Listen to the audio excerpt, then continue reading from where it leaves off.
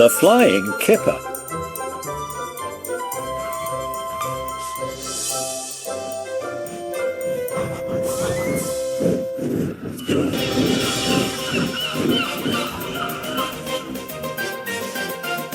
Lots of ships use the harbour at the big station by the sea. The passenger ships have spotless paint and shining brass. Other ships, though smaller and dirtier, are important too. They take coal, machinery and other things abroad and bring back meat, timber and things we need. Fishing boats also come there. They unload their fish on the quay. Some of it is sent to shops in the town, and some goes in a special train to other places far away. The railwaymen call this train the Flying Kipper. One winter evening, Henry's driver said, "We'll be out early tomorrow. We've got to take the Flying Kipper." "Don't tell Gordon," he whispered, "but I think if we pull the Kipper nicely, the fat controller will let us pull the express." "Hurrah!" cried Henry, excited. "That will be lovely." He was ready at 5 o'clock. There was snow and frost.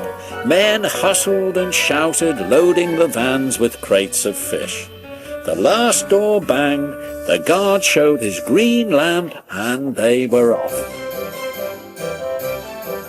Come on, don't be silly, puffed Henry to the vans as his wheels slipped on the icy rails.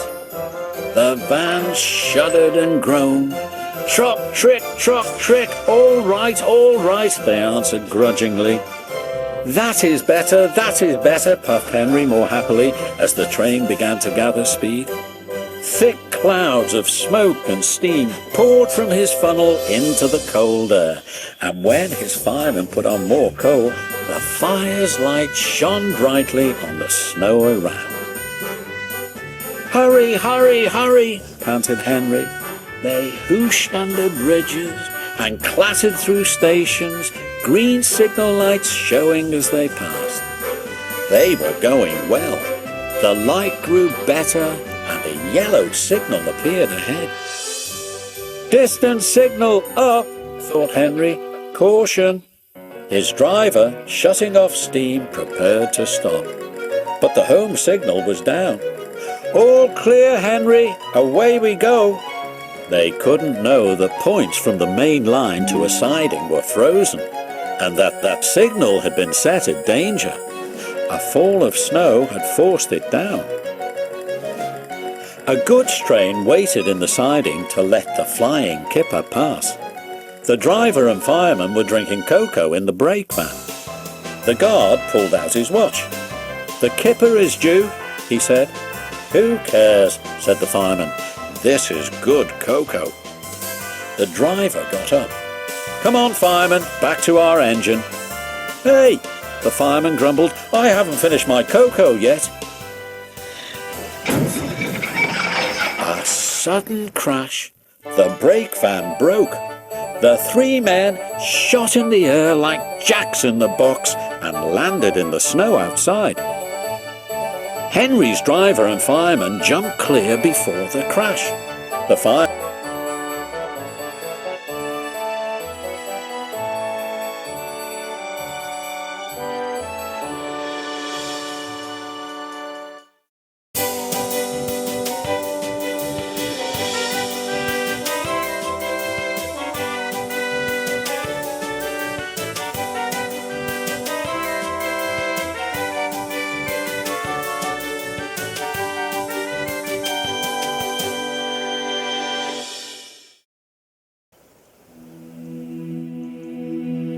Simon fell headfirst into a heap of snow.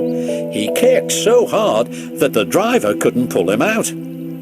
Henry sprawled on his side. He looked surprised. The goods train fireman waved his empty mug. "You clumsy great engine! The best cup of cocoa I've ever had, and you bump into me and spill it all." "Never mind your cocoa, fireman," laughed his driver. "Run and telephone the breakdown gang." The gang soon cleared the line. but they had hard.